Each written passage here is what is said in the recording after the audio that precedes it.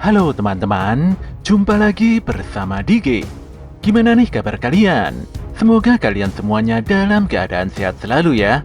Oke, kali ini Dige akan menceritakan alur anime Dandadan episode 3. Sebelum lanjut, Dige menyarankan agar kalian menyempatkan diri untuk nonton anime ini secara langsung karena dijamin kalian pasti puas dan tentu saja memiliki pengalaman nonton tersendiri. Tapi jika kalian gak ada waktu, maka mampir ke sini adalah pilihan yang paling tepat. Karena Dige dengan senang hati akan menceritakan semua kisahnya untuk kalian semua.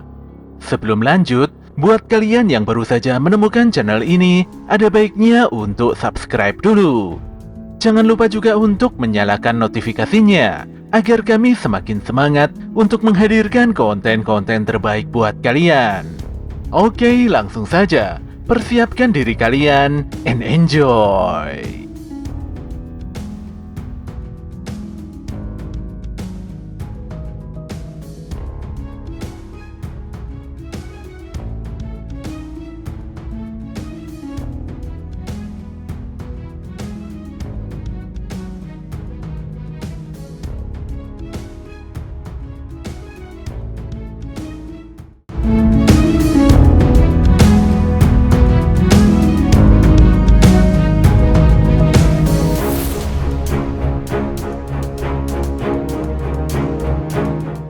Finn pun berpindah pada sebuah acara reality show, di mana pada acara tersebut menampilkan seorang idol terkenal yang bernama Soma. Saat ini Soma terlihat sedang diramal oleh seorang dukun.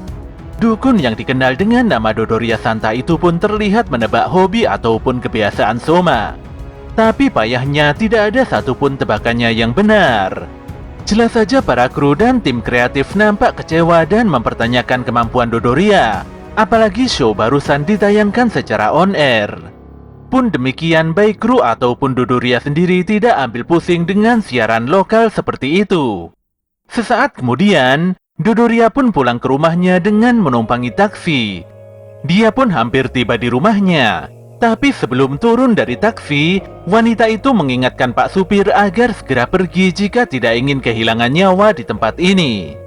Detik itu juga Dodoria melesatkan paku dan menghempaskan nenek Turbo dengan media kayunya. Disinilah diketahui kalau ternyata Dodoria Santa adalah neneknya Momo Ayase. Tanpa basa-basi, Dodoria langsung mengajak nenek Turbo berduel 1 lawan 1. Jelas saja si Turbo segera melesat dan membelakangi Dodoria guna melepaskan serangan. Dodoria pun begitu kaget karena diserang melalui titik butanya. Tapi wanita itu masih beruntung karena sebelumnya telah menyiapkan sebuah jebakan garis penghalang untuk si Turbo. Dan benar saja, jika nenek Turbo menyentuh bagian luar penghalang, maka dia akan terbakar hebat. Nenek Turbo pun begitu marah dan akan memakan Dodoria hidup-hidup. Dodoria pun begitu kesal dan memukul nenek Turbo berulang kali dengan tongkat bisbolnya. Nenek Turbo lantas mengancam, jika Dodoria membantainya maka si Okarun juga akan ikutan lenyap. Dodoria lantas menghapus garis yang mengekang nenek Turbo, dan setelahnya terjadi pertarungan antar kedua nenek-nenek itu. Momo pun baru terbangun setelah waktu sudah malam. Detik itu juga dia langsung teringat pada si Okarun. Tapi yang ditemukannya hanyalah neneknya saja di depan TV. Oke. Mulai saat ini kita akan menyebut Dodoria Santa dengan nama aslinya yaitu Seiko Ayase. Seiko pun menginterogasi Momo yang telah berani memasuki tempat-tempat angker. Momo pun mengakui kalau dia terbawa suasana dan tahu-tahu sudah terjadi hal seperti ini. Dia lantas mengalihkan obrolan dan menanyakan di mana si Okarun. Dengan santainya Seiko berkata kalau dia telah menghabisi si hantu jahat. Wanita itu juga menyindir Momo karena sebelumnya tidak mempercayai adanya hantu. Jelas saja Momo begitu kesal dengan tingkah neneknya. Momo merasa harus segera menemukan Okarun agar tidak terjadi hal-hal yang tidak diinginkan. Oleh karena itulah Momo berusaha mengalah dengan meminta maaf pada sang nenek. Dia mengaku bersalah dan ingin sekali mengetahui kabar Okarun. Namun demikian dia akan marah kalau terjadi apa-apa pada si Okarun. Seiko pun berkata kalau Okarun berada di kuil utama. Jelas saja Momo segera beranjak untuk mendatangi teman barunya itu. Dia merasa bersalah karena telah memaksa Okarun memasuki terowongan angker, ditambah lagi pemuda yang menyukai okultisme itu sebenarnya hanya ingin memiliki teman saja. Setelah membuka pintu kuil, ternyata Okarun terlihat santai sambil memakan onigiri. Jelas saja Momo agak kesal walau hatinya terlihat lega. Sesaat kemudian Seiko mendatangi Momo. Dia berkata kalau Okarun akan baik-baik saja selama pemuda itu diam dan berada di dalam kuil. Jika sampai pergi keluar kuil, maka Okarun akan langsung kerasukan. Momo lantas menjelaskan mengenai kondisi Okarun yang burungnya diambil oleh si nenek turbo. Kutukan Okarun tidak akan pernah lepas jika burungnya masih di bawah hantu nenek tua itu. Selain itu, Momo juga berkata kalau saat ini dia sudah bisa menggunakan kekuatan psikis. Gadis itu pun menceritakan detail kekuatan spesialnya itu karena Seiko nampak tidak mempercayainya. Momo memiliki tanggung jawab untuk menahan kutukan Okarun agar situasi tidak semakin gawat. Seiko pun nampak menyayangkan mengapa Momo berurusan dengan hantu nenek turbo yang begitu merepotkan. Dia pun berkisah kalau nenek turbo biasa disebut dengan nenek 100 km per jam. Dia merupakan hantu modern yang mengamuk di seluruh negeri.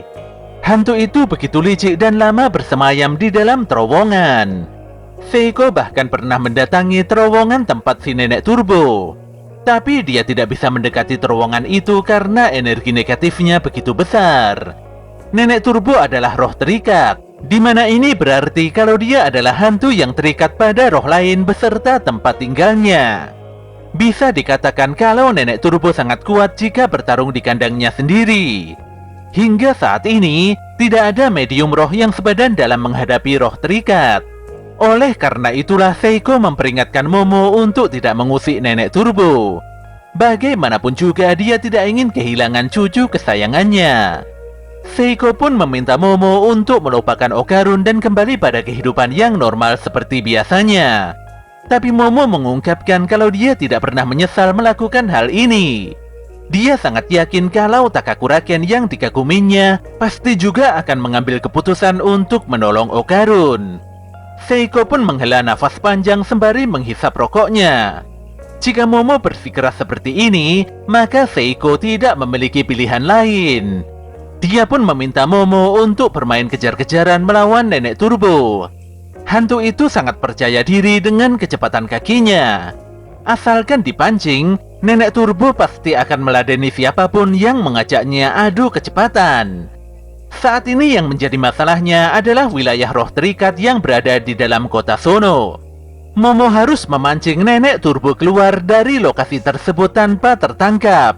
Jika berhasil melakukannya, maka si turbo pasti akan melemah dan bisa dikalahkan. Momo pun tidak yakin karena dia tidak mungkin bisa menang balap dari nenek turbo. Seiko sendiri tidak bisa banyak membantu karena jurus penghalangnya hanya meminjam kekuatan dewa yang bersemayam di tempat ini.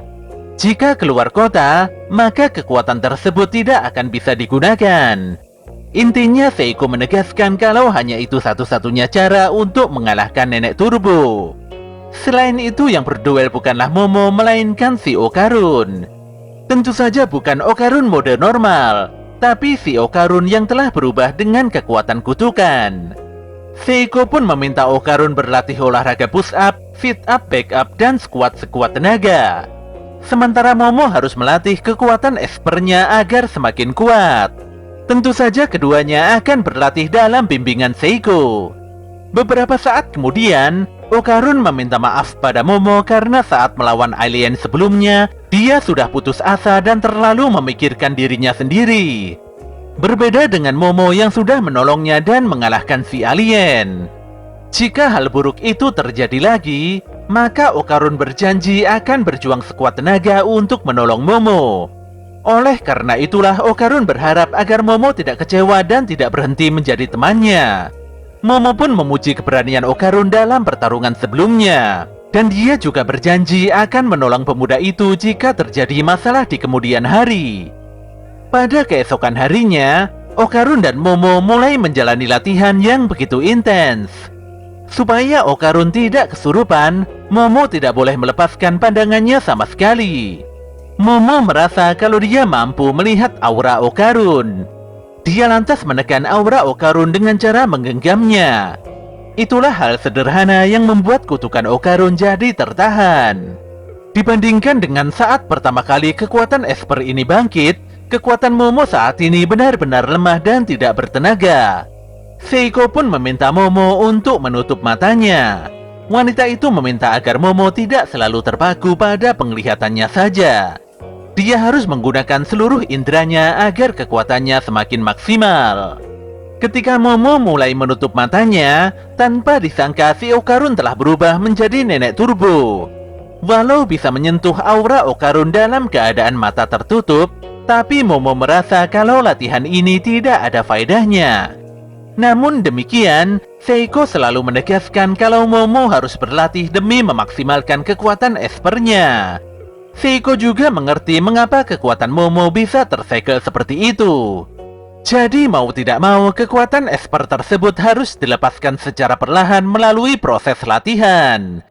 Ketika Momo hendak memeriksa keadaan Okarun, tanpa disadari aura nenek turbo muncul dengan begitu beringas. Parahnya, Seiko nampak mematung, tidak bergerak dan hidungnya mimisan. Ternyata Seiko jadi seperti itu karena ulah si nenek turbo. Kutukan nenek turbo bisa menular dengan Okarun sebagai perantaranya. Nenek turbo mengklaim kalau dia bisa mengutuk dan melenyapkan semua orang dalam pandangan Okarun. Sambil meremehkan, si turbo menantang Momo untuk datang secara langsung ke terowongan malam ini. Jika sampai tidak datang, maka nenek turbo mengancam akan membinasakan semua orang dengan kutukan melalui perantara Okarun. Jelas saja Momo begitu khawatir. Ketika pintu tertutup, kutukan nenek turbo langsung lenyap begitu saja. Okarun dan Seiko nampak bingung mengapa mereka tiba-tiba jadi mimisan. Disinilah diketahui, ternyata jimat penghalang Seiko telah dirusak oleh si nenek turbo. Pada malam harinya, Momo dan Okarun terlihat mengenakan busana anti roh jahat. Seiko meminta keduanya untuk tidak lengah dalam bertindak. Tapi Momo nampak mulai kesal karena Seiko selalu saja meremehkannya. Bagaimanapun juga Momo merasa sudah besar dan tidak mau mendapatkan perhatian dari neneknya lagi. Tapi sebelum pergi, Seiko memeluk Momo dari belakang. Wanita itu berharap Momo tidak tumbang begitu saja dalam berduel melawan nenek turbo. Dia juga selalu berdoa demi keselamatan cucu kesayangannya itu. Awalnya Momo dan Okarun menggunakan sepeda pancal untuk pergi menuju lokasi terowongan angker. Tapi di tengah jalan keduanya menaiki kereta cepat karena tempat tujuan terlalu jauh. Momo beralasan kalau dia tidak ingin kehabisan stamina sebelum tiba di TKP. Kali ini Momo benar-benar kesal dengan nenek turbo. Apalagi hantu tersebut telah melukai satu keluarga yang sangat disayanginya. Pokoknya Momo akan mengamuk dan menghajar si nenek turbo hingga ampun-ampun.